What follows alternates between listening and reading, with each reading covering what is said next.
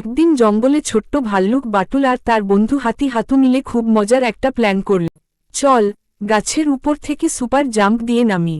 হাতু খুব খুশি হয়ে বলল, হ্যাঁ হ্যাঁ, আমি তো সুপার হাতি, আমার সামনে কোনো গাছই বড় না। তারা দুজনে একটা মোটা গাছের ডালে উঠল। বাটুল প্রথমে লাফ দিল, খুব সুন্দর করে নিচে নেমে এলো, তারপর হাততালি দিয়ে বলল, দেখলি, এটাই সুপার জাম্প। এবার হাতুর পালা।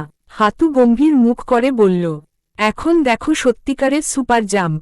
সে ডালের একদম মাথায় উঠল, তারপর চোখ বন্ধ করে লাফ দিল। হাতু লাফ দিতেই গাছের ডাল ভেঙে পুরো হাতি সোজা নিচে পড়ল। এতটা এত ছোট ছিল যে হাতুর সুর আর কান বাইরে বেরিয়ে আছে, বাকি শরীর ঢুকে গেছে ভিতরে। শুধু সুরটা নাড়ছে আর বলছে, বাটুল, আমি আটকে গেছি, আমার সুপার জাম্পটা বোধহয় সুপার গর্তে হয়ে গেল। বাটুল হাসতে হাসতে গড়াগড়ি খাচ্ছে।